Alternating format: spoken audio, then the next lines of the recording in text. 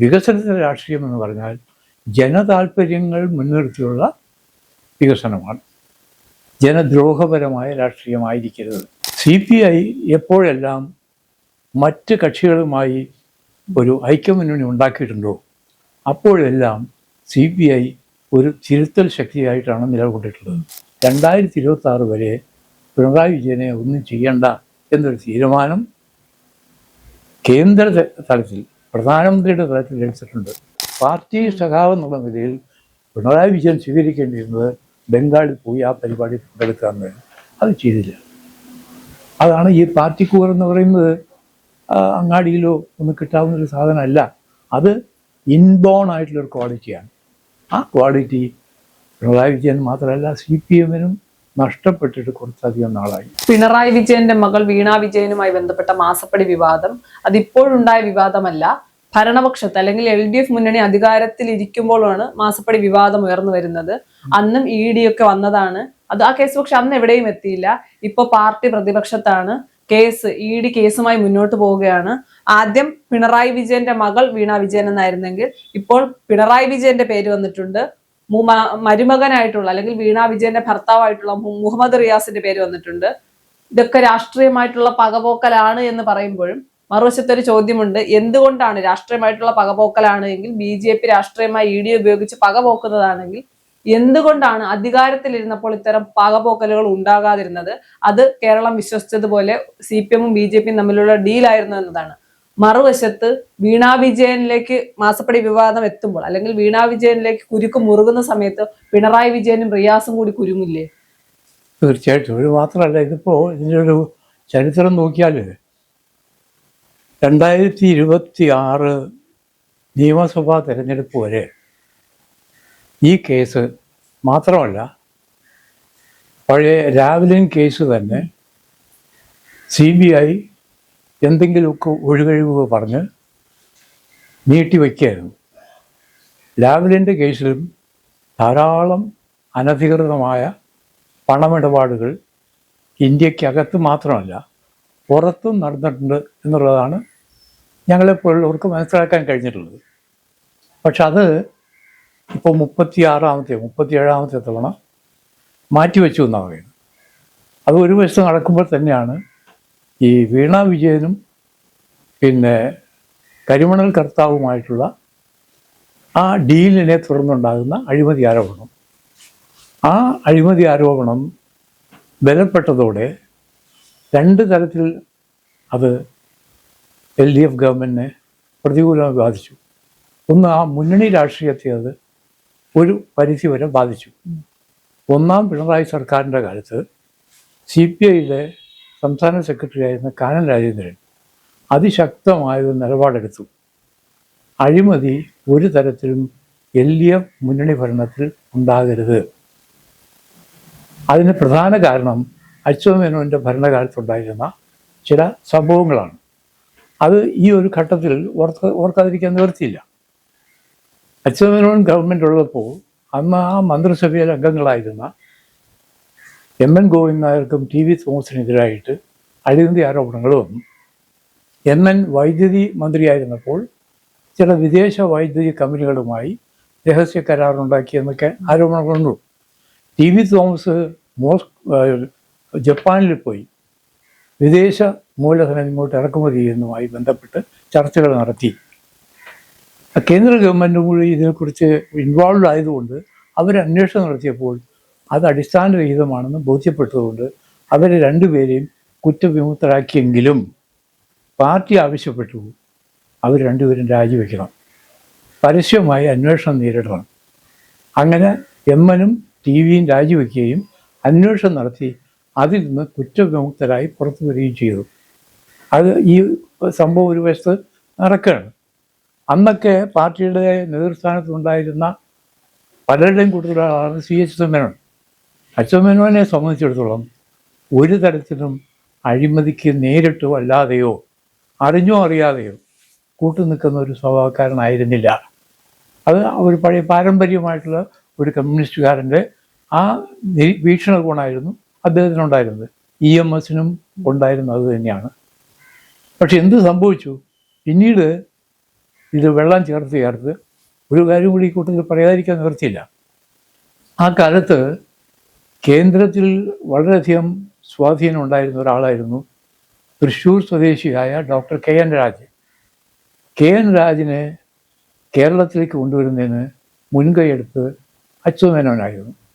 Achutha Menon CDS എന്ന് പറയുന്ന ഒരു സ്ഥാപനം കേന്ദ്ര ഗവൺമെൻറ് കൂടി സഹായത്തോടു കൂടി തിരുവനന്തപുരത്ത് തുടരുകയും അതിൻ്റെ ഡയറക്ടർ സ്ഥാനത്തേക്ക് മടിച്ചു നിന്നിരുന്ന കെ.എൻ. രാജിനെ രാഷ്ട്രീയ ഇടപെടൽ ഉണ്ടാകില്ല എന്ന ഉറപ്പോടുകൂടി തിരുവനന്തപുരത്തേക്ക് കൊണ്ടുവന്നു. രാജാണ് കേരളത്തിലെ വികസനത്തിന് ഒരു രാഷ്ട്രീയതരമായ കാഴ്ചപ്പാട് കൊടുക്കാൻ ശ്രമിച്ചത്. അദ്ദേഹത്തിൻ്റെ വളരെ പ്രശസ്തമായ 2 വാചകങ്ങളുണ്ട്. വികസനത്തെയും രാഷ്ട്രീയത്തെയും 2 തരത്തിൽ ബന്ധപ്പെടുത്താം. ഒന്ന് വികസനത്തിൻ്റെ രാഷ്ട്രീയം, 2 രാഷ്ട്രീയത്തിൻ്റെ വികസനം. കേരളത്തെ പോലെയുള്ള സംസ്ഥാനങ്ങൾക്ക് വേണ്ടത് രാഷ്ട്രീയത്തിൻ്റെ വികസനമല്ല, വികസനത്തിൻ്റെ രാഷ്ട്രീയമാണ്. അദ്ദേഹം വ്യക്തമാക്കിയിരുന്നു. അദ്ദേഹം അന്ന് ഈ ഭാരത് ടൂറിസം പോലൊരു ഈ ടോപ്പിക്കുമായി ബന്ധപ്പെട്ടൊരു പരിപാടി നടക്കുമ്പോൾ ഞാൻ മഹാരാജ് കോളേജിലെ അധ്യാപകനാണ്. ക്ലാസ് ഇല്ലാത്ത സമയത്ത് ക്ലാസ് അഡ്ജസ്റ്റ് ചെയ്ത് ഞാൻ പോയി അദ്ദേഹത്തിൻ്റെ പ്രസംഗം കേട്ടു. എന്താണ് അദ്ദേഹം ഇതുകൊണ്ട് ലക്ഷ്യമിടുന്നത്? അദ്ദേഹം പറഞ്ഞു, വികസനത്തിൻ്റെ രാഷ്ട്രീയം എന്ന് പറഞ്ഞാൽ ജനതാൽപര്യങ്ങൾ മുൻനിർത്തിയുള്ള വികസനമാണ്, ജനദ്രോഹപരമായ രാഷ്ട്രീയമായിരിക്കരുത്. അതിൽ പല കാര്യങ്ങളുമുണ്ട്. പ്രകൃതി സംരക്ഷണം ഇതെല്ലാം തന്നെ വേണം.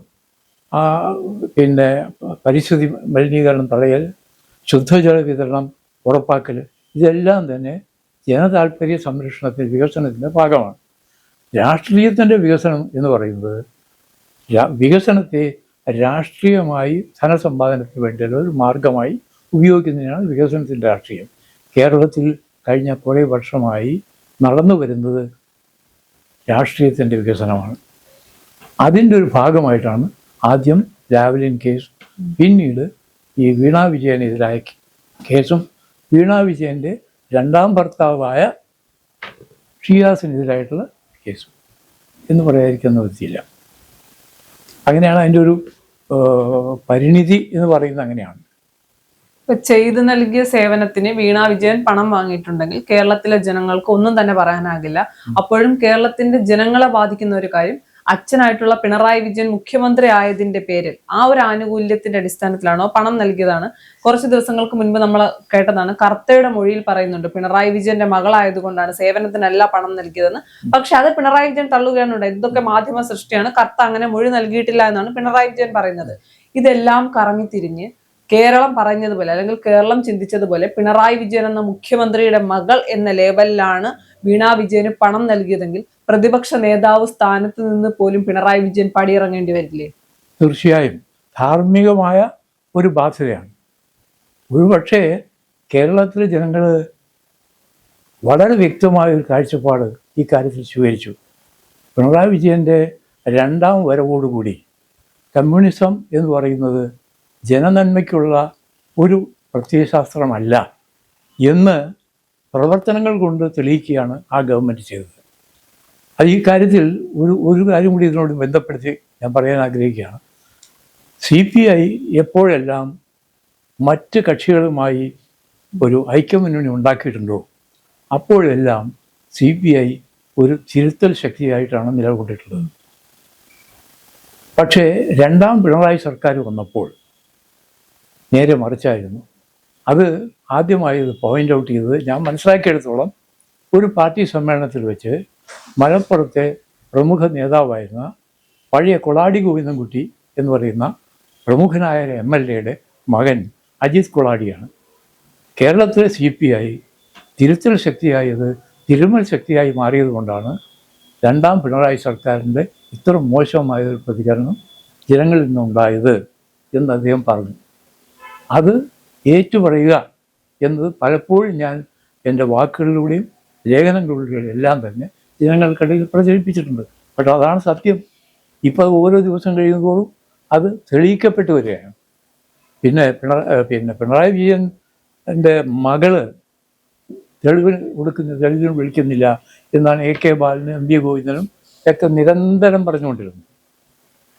രണ്ട് കമ്പനികൾ തമ്മിലൊരു ധാരണ, അതിൽ വ്യക്തികൾക്ക് പ്രാധാന്യമില്ല.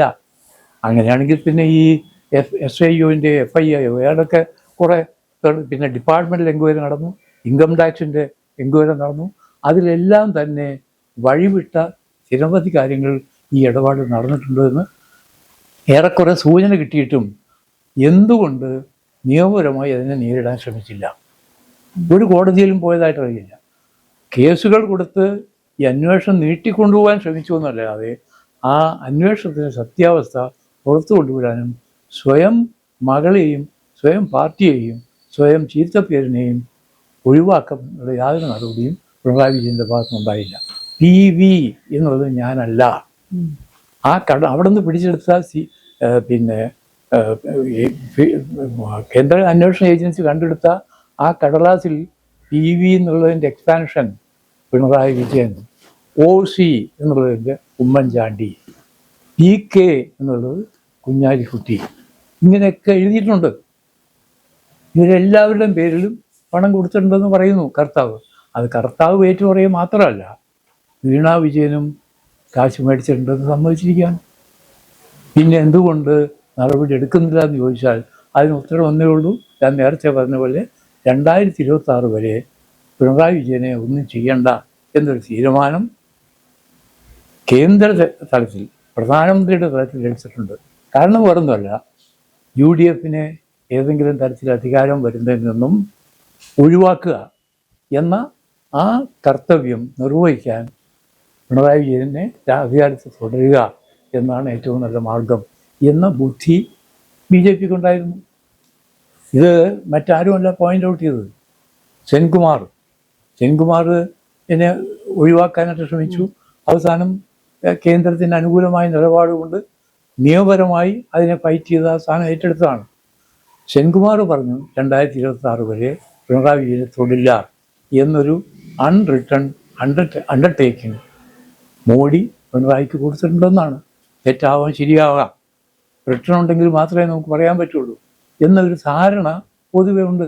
അതിനുള്ള ഒരു ഉദാഹരണമായിട്ട് എനിക്ക് തോന്നിയത് ജ്യോതി ബാസുവിൻ്റെ ഒരു സ്മരണയ്ക്ക് വേണ്ടിയിട്ട് പശ്ചിമ ബംഗാൾ ഗവൺമെൻറ് ഒരു ഗംഭീര പരിപാടി, അവിടെ ഗവൺമെൻറ്റല്ല പാർട്ടി പരിപാടി സംഘടിപ്പിച്ചിരുന്നു. അപ്പോൾ ഇന്ത്യയിൽ ഉള്ള ഒരേ ഒരു CPM മുഖ്യമന്ത്രി എന്ന നിലയ്ക്ക് പിണറായി വിജയനോട് അവർ പങ്കെടുക്കാൻ ക്ഷണം നേരത്തെ കൂട്ടി കൊടുത്തിരുന്നു. അദ്ദേഹം ചെല്ലാമെന്നൊരു ധാരണയിലും എത്തിയിരുന്നു. പക്ഷെ അപ്പോഴാണ് അപ്രതീക്ഷിതമായി നരേന്ദ്രമോദി കൊച്ചിയിൽ ഷിപ്പ് യാർഡിൻ്റെ ഏതോ ഒരു പ്രത്യേക ഡിവിഷൻ ഉദ്ഘാടനം ചെയ്യാൻ കൊച്ചിയിൽ വരുന്നു. ആ പരിപാടി ക്യാൻസൽ ചെയ്ത് അദ്ദേഹം ഇവിടെ തന്നെ പ്രധാനമന്ത്രി കാണാൻ നിൽക്കുകയാണ്. മിനിസ്റ്റർ ഇൻ വെയിറ്റിംഗ് എന്നുള്ളത് എനിക്ക് മുഖ്യമന്ത്രി തന്നെ ഒരു പ്രധാനമന്ത്രിയെയോ മറ്റ് ആളുകളെ ഒന്നും സ്വീകരിക്കാൻ പോകണമെന്നില്ല.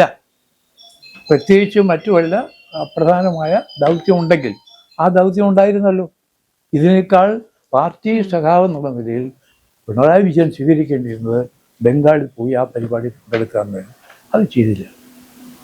അതാണ് ഈ പാർട്ടി കൂർ എന്ന് പറയുന്നത്. അങ്ങാടിയിലോ ഒന്ന് കിട്ടാവുന്നൊരു സാധനമല്ല. അത് ഇൻബോൺ ആയിട്ടുള്ളൊരു ക്വാളിറ്റിയാണ്. ആ ക്വാളിറ്റി പിണറായി വിജയൻ മാത്രമല്ല CPMനും നഷ്ടപ്പെട്ടിട്ട് കുറച്ചധികം നാളായി.